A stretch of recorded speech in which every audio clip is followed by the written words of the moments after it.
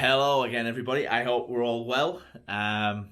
Welcome to another edition of my hot picks for the last week, really. This is the last week. So I had a week off last week, and as previously alluded to in my vinyl tag video, I went down to York to see my dad. And while I was there, he amazingly, generously, and kindly gave me his vinyl collection.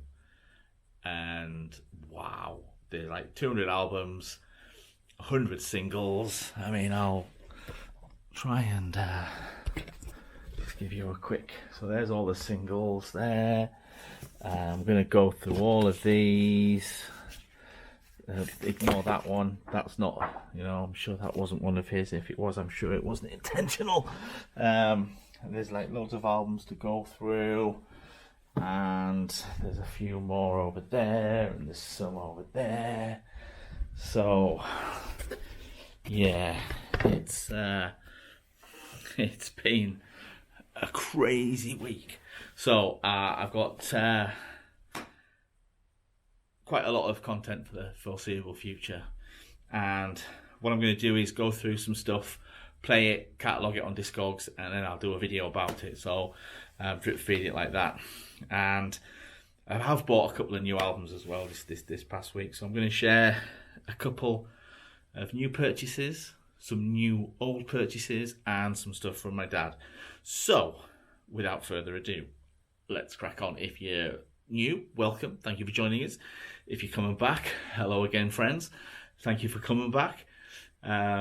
If you like what you see, please hit the like button. If you're new, please subscribe, and don't forget to tickle my notification bell to get updates on future content. That would be great. It would help me out enormously.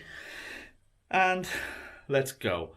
So, my dad is he's 74. He's 75 this year because he's 20 years older than me. I'm 55 this year, I'm ashamed to say.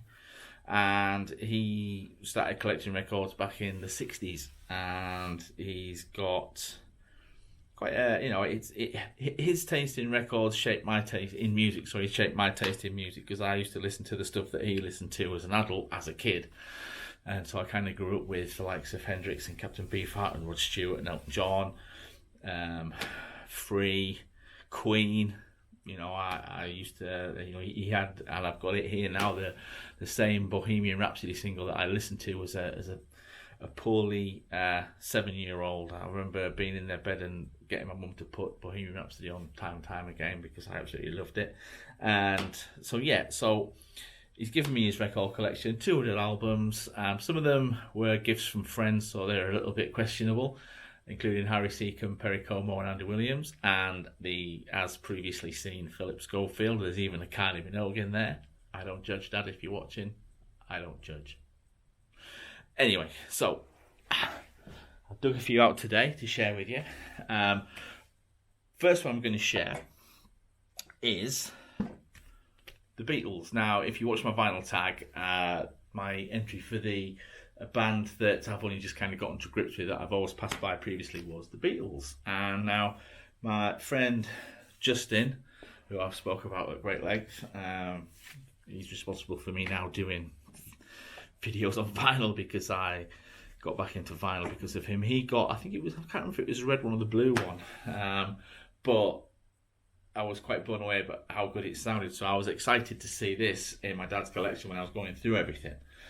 And this one's got Strawberry Fields, Penny Lane, Sgt. Pepper's, With a Little Help from My Friends, Lucy in the Sky with Diamonds, Day in the Life, All You Need Is Love, Walrus, Hello Goodbye, Back in the USSR, Octopus's Garden, Long and Winding Road, and it sounds phenomenal. It really does, to the point where this was the first record that I played when I got home while I was like unpacking everything and sorting everything. I banged this on and I played it like several times over the course of the coming days.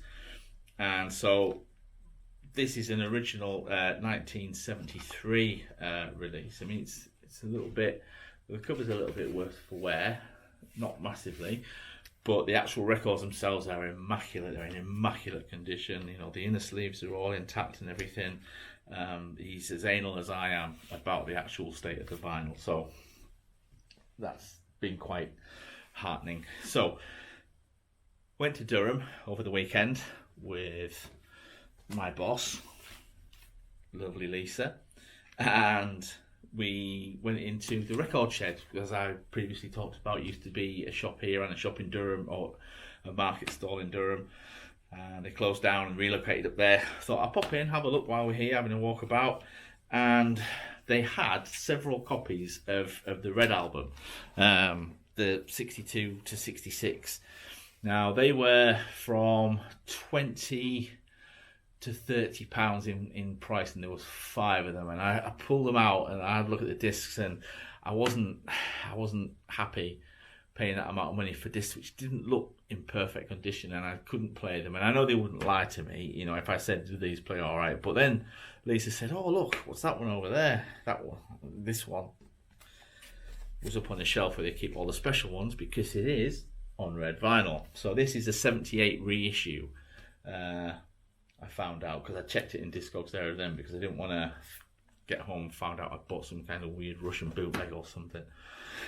So yeah, I got that, and I said to the guy, I think I can't remember his name now.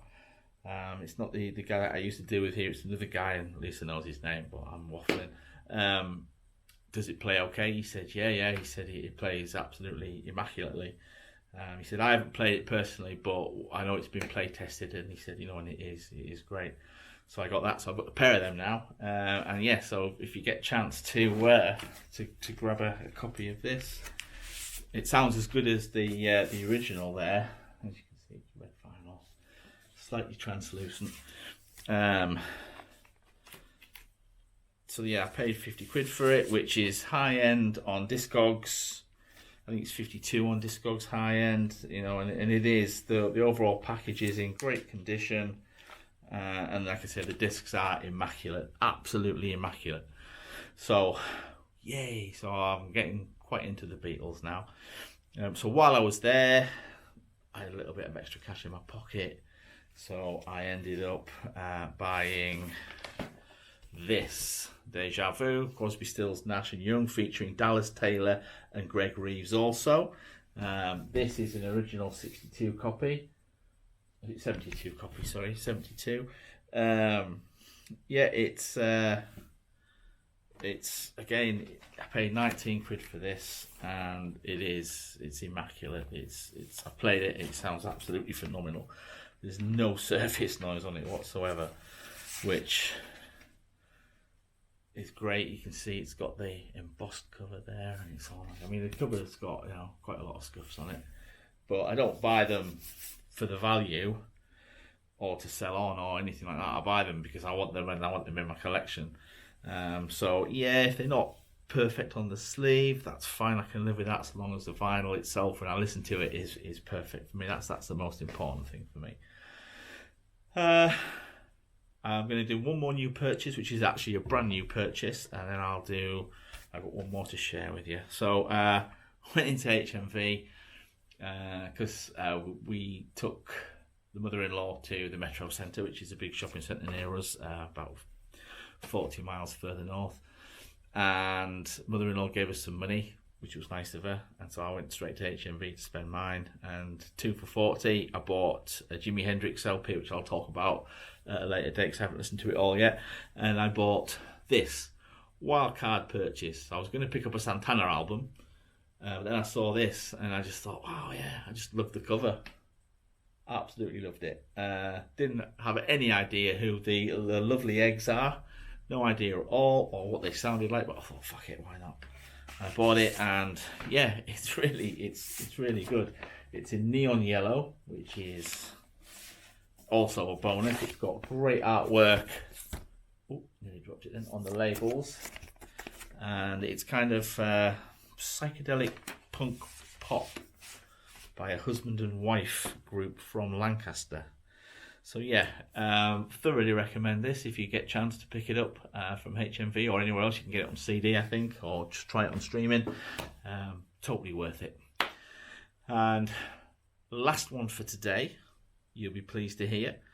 We've got, now this is, I was putting them in the car, like my dad was helping me We were doing them in like little shifts because we didn't have them in boxes. So I was trying to put them in and wedge them in so they were all stayed upright for the journey home. And couldn't believe it when I found this bad boy. So this is an original 1995 pressing of Pulse by Pink Floyd. Wow. Absolutely wow. So it's got everything is intact.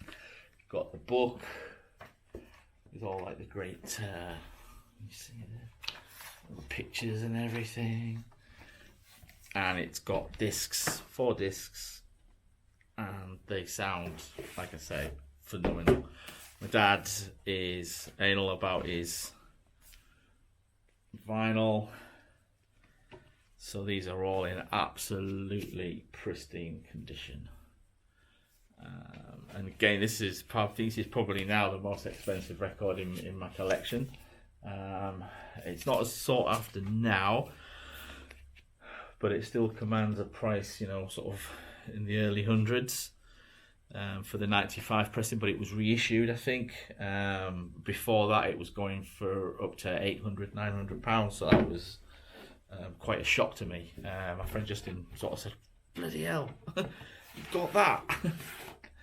And he sort of said, look, and showed me a few snippets about it. But yeah, Floyd are a band I'm only just really kind of getting into, but it is just phenomenal. And it's something that I never ever thought I would ever have a possibility of owning. So Dad, thank you if you're watching. Again, I talk about prices, but like I've just said, I don't collect to sell and make a profit. I collect because I love it, and it's something I'm passionate about. And I wouldn't ever sell these anyway because they were my dad's, so they've got great sentimental value as well. And I hope to pass them down to my children at some point. Anyway, that concludes today's lesson in vinyl, my children. So I hope you had a good time. If you have, please hit the like button down below. Again, if you've got any recommendations for records that you think I should try, please leave a comment down below. If you enjoy what you see, leave me a comment down below. Just say hi. If you're new, subscribe. If you're old, please hit like. And thank you for coming back, and thank you everyone for watching. And I will see you all again very soon. Take care.